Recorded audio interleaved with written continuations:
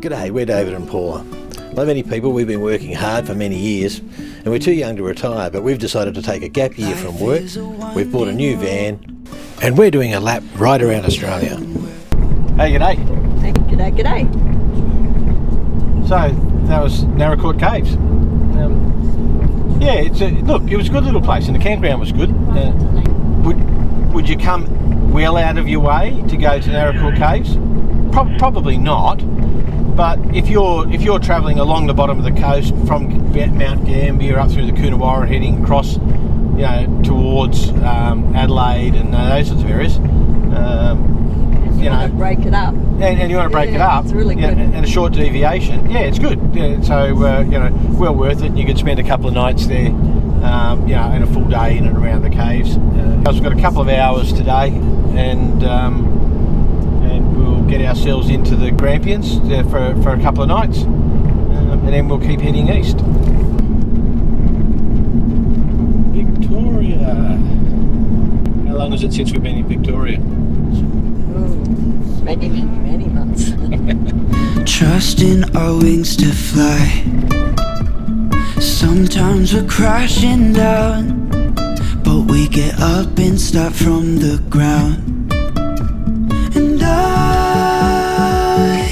really wanna know if I'll ever figure out where the road goes.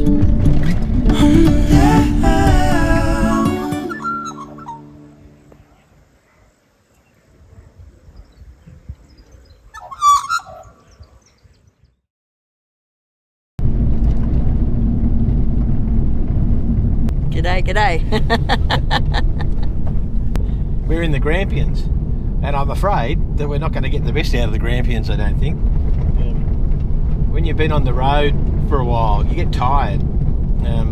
So we're at the Plantation Campground, which is a free camp. Just hang on, we've just got a car coming past at a great rate of knots. So the campground's actually good, and there's sort of like 5 or 6 sort of fenced off camp areas within the fenced off campground area. But beyond that, it's first in, best dressed. So if you're going to come and use this campground, get in relatively early, but we haven't been completely chipper, have we? No, not really chipper. Yeah, the months on the road just wore us down a little bit. So we haven't been active in the Grampians, which is a bit of a shame because there's some lovely places. But we'll go for a bit of a drive today. We're going to go into Halls Gap. We might grab some brunch there, and then we'll go for a drive to some of the more accessible places. But we're catching up with our Gibb River Road friends on our way to the high country. So given that we can't do the Grampians as well as we probably would have liked to have, we might just sort of pack up a bit early and sort of have an easier drive across to where we're going to catch up with them.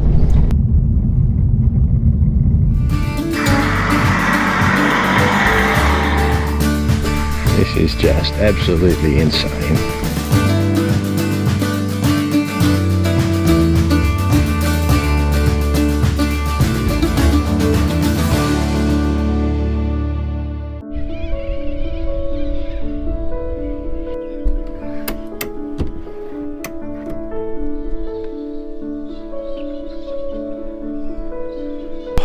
Good morning. It's cold, but that's the view from our kitchen window on the Campaspe River.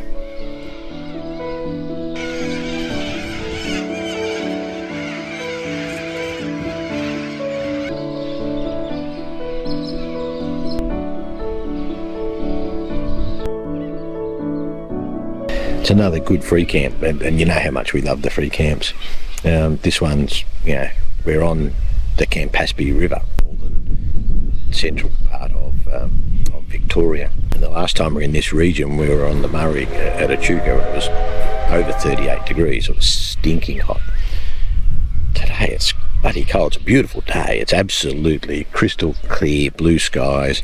We're late in spring, right? But it is freezing. But this sort of waterhole on the Campaspe River has just attracted all this bird life. It's just absolutely beautiful way to, and this is why we like free camping. This is just such a much better way to wake up if you get the chance, and you just can't do it all the time, unfortunately. We're on our way to Euroa today because we're catching up with our Gibb River Road buddies. Just lovely family, and it's just really looking forward to catching up with them. We haven't been well over the last week or so, and Paula in particular was not her chipper self, so we've taken it a bit easy. We didn't get the best out of the Grampians, unfortunately. It's a lovely area, terrific area, and lots to do. We just didn't get to do it. It was just better to get Paula to rest up, and we're now back on the road. We'll spend a couple of days at Euroa just as Paula fully recovers, and then we're going to hit the high country, hopefully. So we'll see what comes of all that.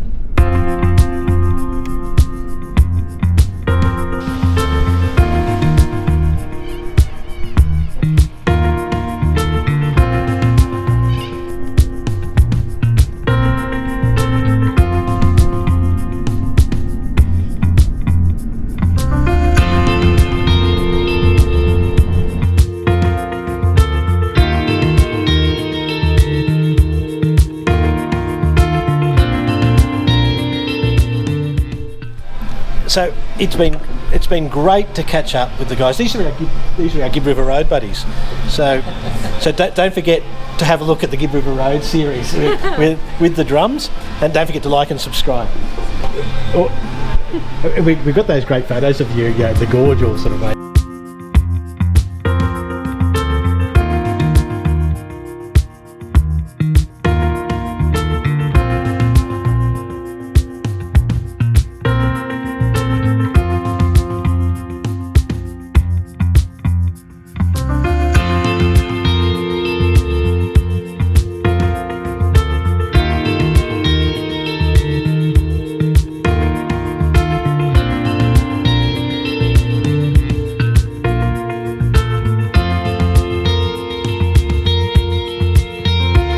G'day, Drummy. Good.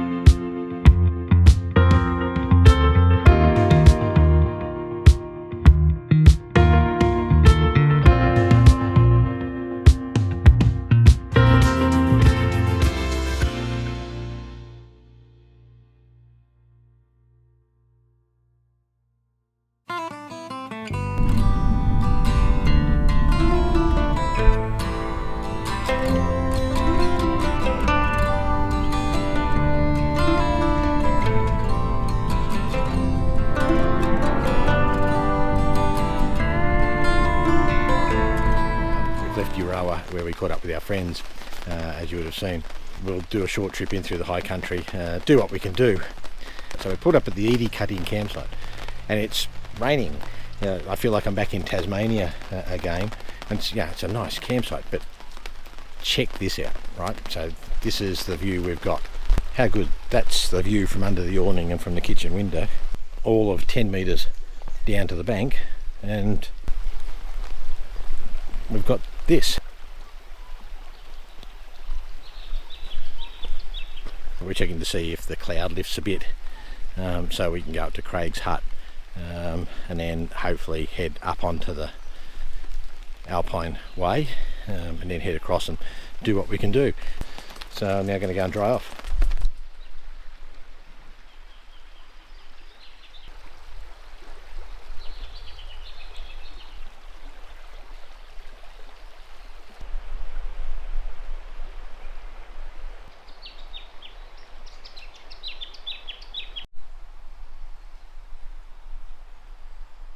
Hey, g'day. G'day. We don't like doing these pieces together, really, do we? No. Definitely not.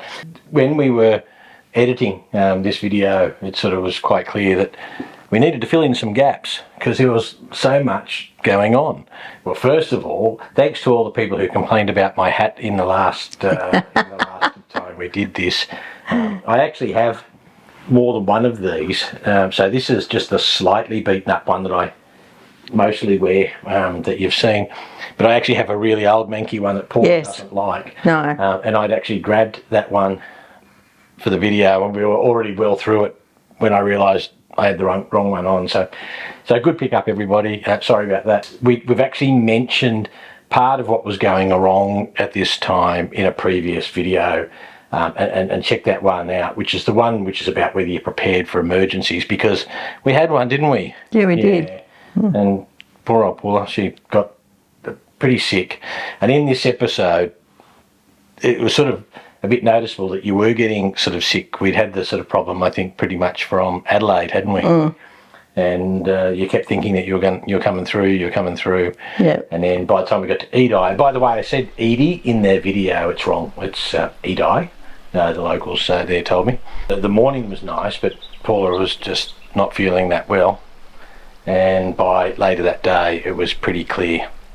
I was not very well. That you were very unwell, and we had to get Paula to the emergency. Quite a few people have actually passed good wishes to Paula. Yeah, thank you for your concerns and your best wishes. Yeah. I'm doing really well. Doing really well.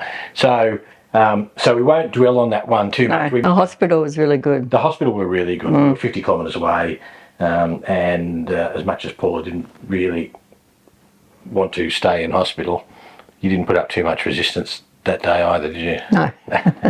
Anyway, so that was going sort of pear-shaped. Then at the same time, and I do mention it in the video, so I won't dwell on it. We got some reports that some people were just having a bit of a problem with the shock absorbers. Now, guys, for all the people who love to hate on these sorts of things, like, it's not a huge issue, right? Because we'd been hearing this rattle, which actually sounded like a plastic sort of rattle. It was driving us insane. Well, driving you insane. It's driving me insane. And anyway, we actually asked one of the dealerships that we did a service to have a look at it for us. And they didn't think that it was the shock absorbers, and they didn't want to pull all the trim out and those sorts of things, because we only had the car in for a day's service. So that was sort of a bit understandable, but on reflection I wish they had. And at Edie, Paula got out of hospital. We just had to hole up for 2 or 3 more days, I can't remember now, just while Paula recovered. This is after she got out of hospital and sort of was still on medication. So I pulled some of the trim out and pulled some of the stuff out of the back, and we actually had one of the symptoms that this might be occurring. So that was happening, and as a result we decided that it probably wasn't real sensible, and I don't think you were really up to doing the high country by that stage, were they? So you'll see something else which happens. So for those who were very concerned at the end of the last video that the issue related to Paula, no, the extra issue didn't relate to Paula. No, I was partying. Don't give it away. Don't give it away. You'll have to watch what happened. So yeah, the lap did go a little bit pear-shaped at this time. Yeah, we worked through it, and we still managed to tick a few things off. Yep. But and in this episode, I think the highlight for us was probably catching up with the drums at Euroa. And g'day Drummy, g'day Deb, g'day Ava. Again, thanks everybody for watching. We really do appreciate the support. Separately on a short, I'll give you an update on what's been happening with the charity stuff, but again, thank you for that. Yeah, I know putting up with the ads and all those sorts of things, but if you put up with the ads, we get to send more money away. Send more money to charity. And just on that note, you know, we wouldn't mind a final little burst for charity. So if you've got a mind to, don't forget to share some of the videos with anybody who you think might be thinking about having going for a lap. For the people who are making inquiries about going for a lap and asking questions, we love it. Okay, so please keep asking the questions and all of those sorts of things. And if you're planning to do it, you know, we're so jealous because, you know, yes. We've got the Kangaroo Island, we've got the McLaren Vale and Naracoorte Caves episodes. Go and have a look at those. If you've forgotten some of the things that we did, you know, as you'll see in this video, you know, we had a great time on the Gibb River Road with the drums. Yeah, we did. And if you're thinking about that, go and have a look at a couple of those. And if they're videos that you've enjoyed, go and have a look again. And we might even be able to send a little burst more of money off to charity before we wrap up. Anyway, on that note, thanks again. Thank you. And we'll see you later, and we'll rejoin the big lap and then you'll see what happens to me.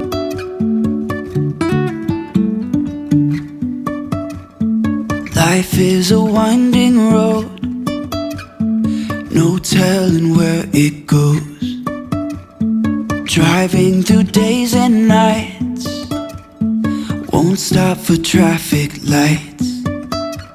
And I really wanna know,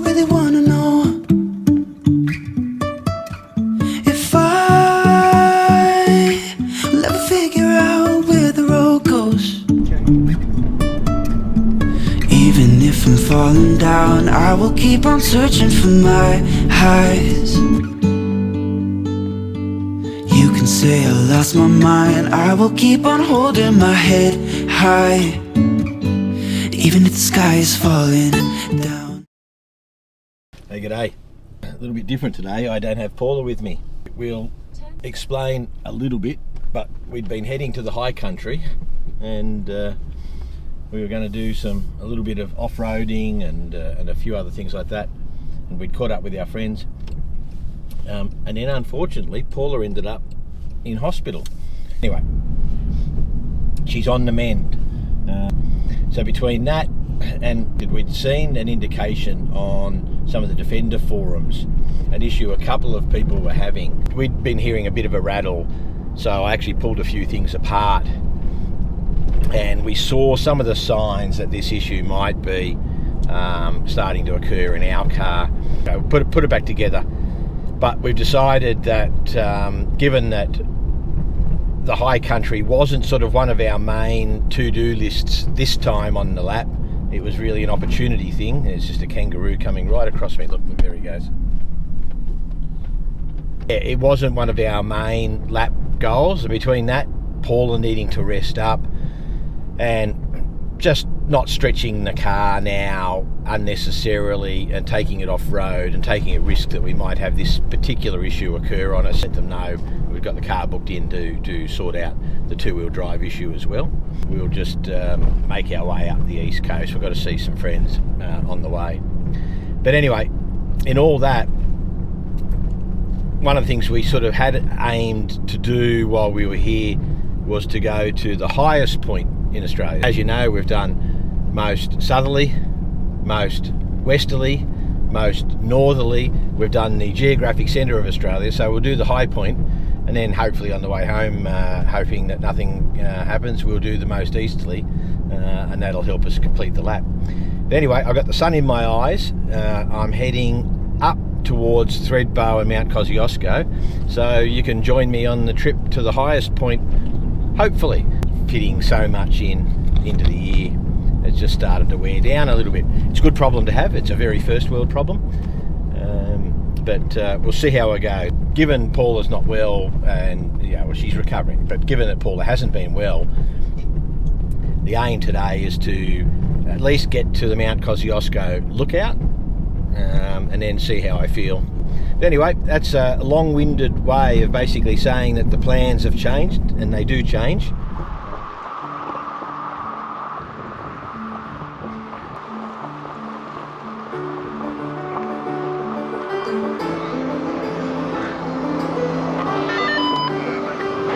Chairlifts start at 9 o'clock. The season's just opened this weekend, the summer season. There's a big mountain bike sort of event going on, so I had a little bit of difficulty finding a park, but as you can see, no problems getting out the chairlift.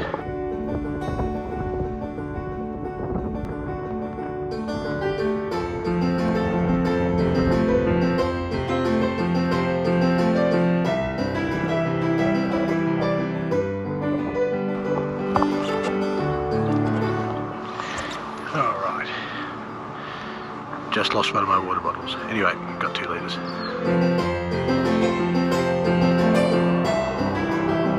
It's getting noticeably colder, so I'm glad I've got some extra layers.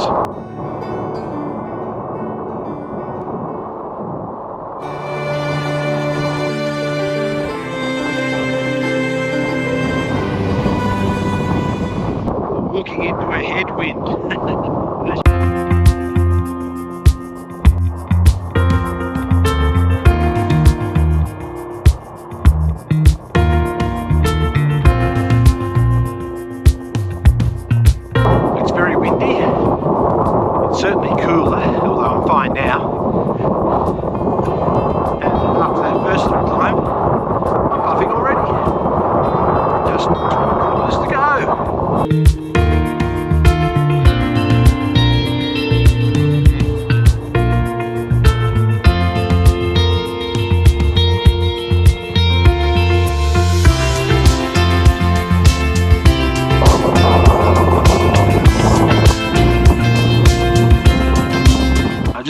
myself out of the headwind a bit. It's a really strong wind. It is actually making it hard. You know, the last time I was up here was Easter 1983, and I was a lot fitter then. And again, not too bad. I'm glad I can do this at 58, but this headwind is not making it easy. And anyway, at least I came equipped. A few people obviously hadn't picked out how much cooler it was going to be, but I've got the gear for that. And I think the weather is going to be okay, except for this significant headwind. Anyway, let's see how we go. Unfortunately, I've got to go down before I do the next stretch up. So yeah, it's not going to get easy over the next couple of kilometres.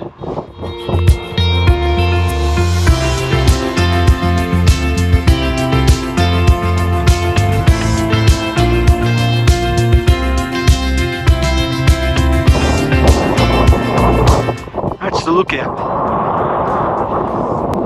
That's where I'm trying to go, hopefully.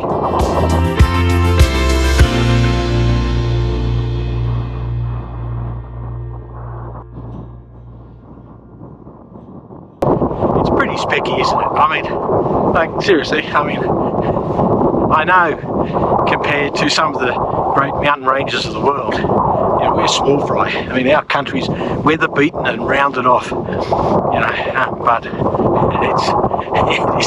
it's an amazing country. It just really is.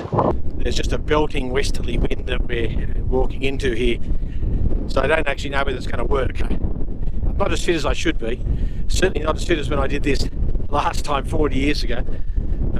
Although I came in a different route. I'm sorry Paula's not here, and she's been a bit poorly, so just better that she stays sort of tucked up and comfortable down at Camp Cove. And I do like these walks by myself every now and then. Nothing reflective about it. It's not so much to give you time to think. It just means that you just don't have to think about anything.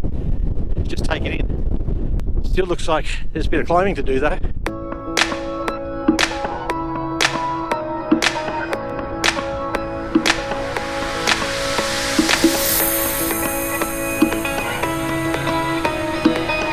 This strong headwind is making it tough.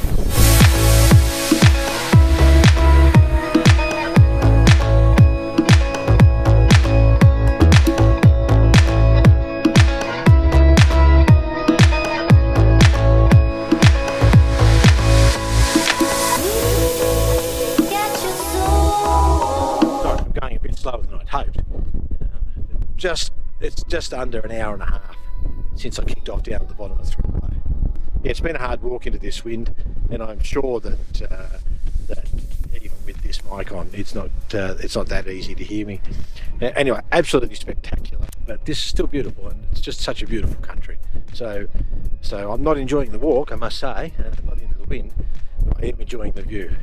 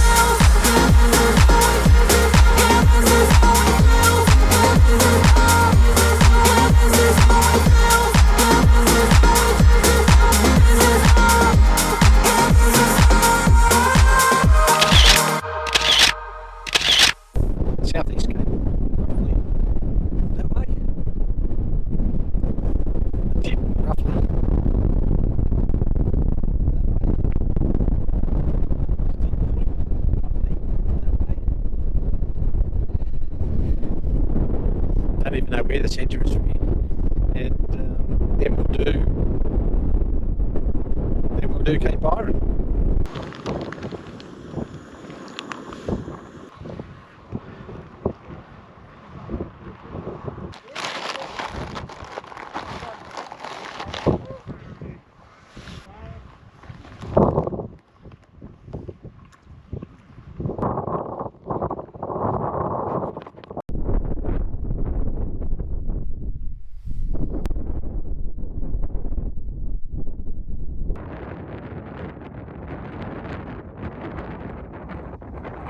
time to head back.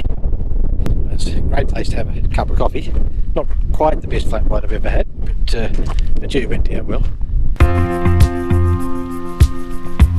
Out of the wind, absolutely fantastic day.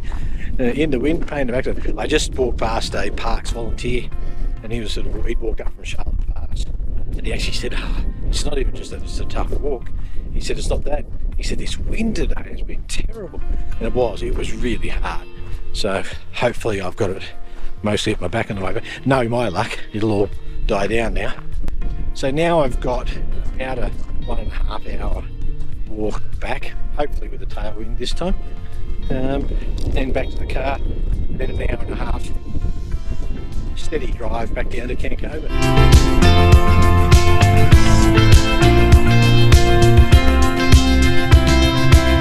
Australia's highest toilets are out of action, so we have to go to the Portaloos.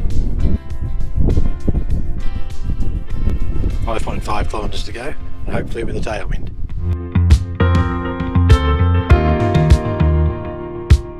Yeah, it's starting to warm up now, so that we're into the teens and shedding some layers. It's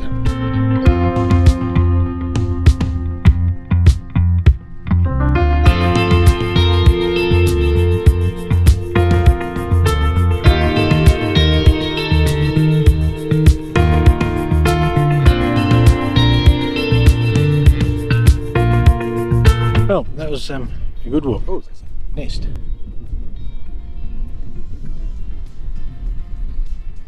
There's some birds in that nest. Did you see that? Look, it was a good walk, and I'll admit it shouldn't have been as tough as it was, so whether it's sort of unfitness or just that horrendous headwind. But yeah, it was a little bit tougher on the way out than I'd expected. So I think I'll feel that tomorrow. But overall, great, absolutely fantastic. So now the highest point. Pick up a cup of coffee, I think, down here, because I've now got an hour and a half windy drive down to Campaspe.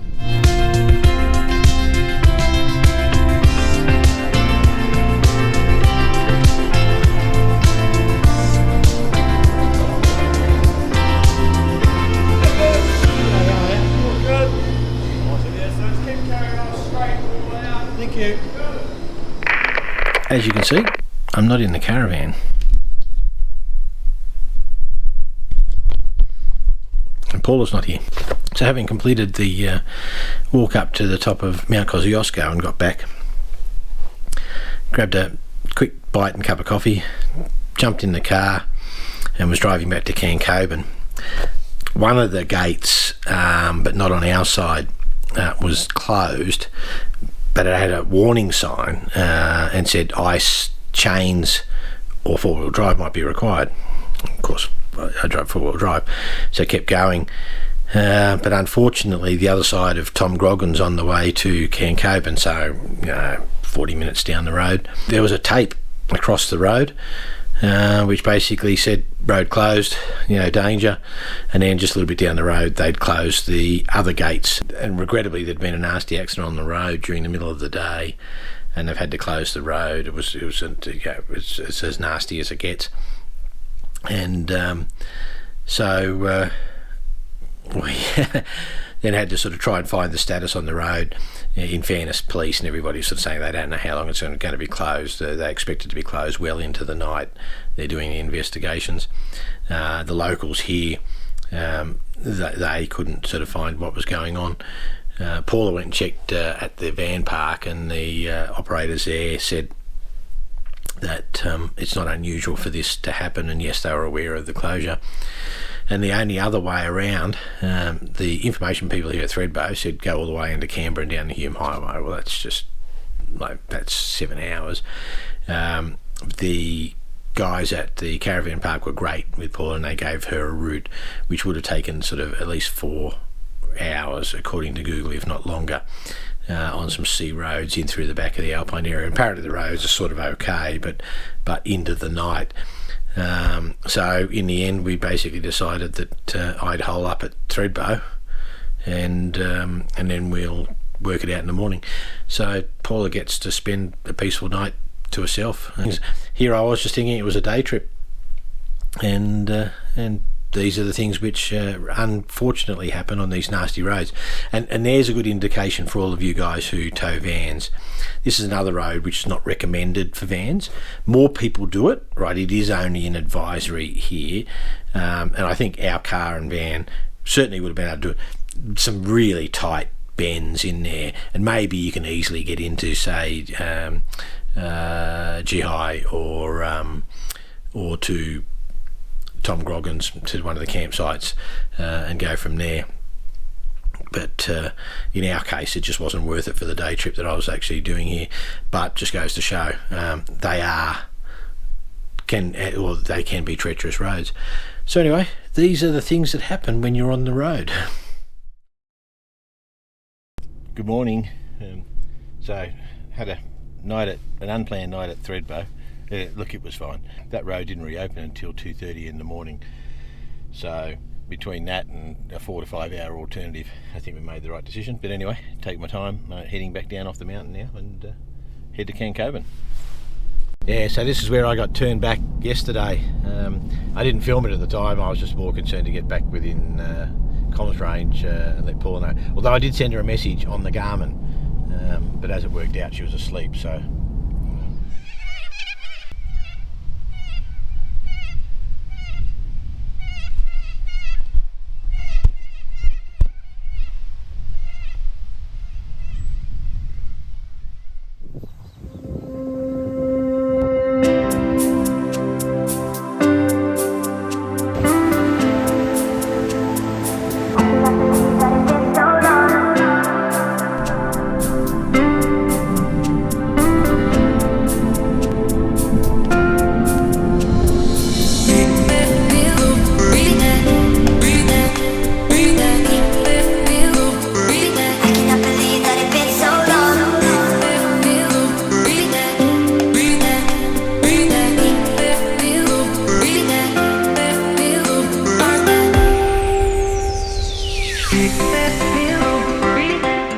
Again, thanks for joining us. Please don't forget to like and subscribe, and remember, 100% of our YouTube advertising revenue goes to charity.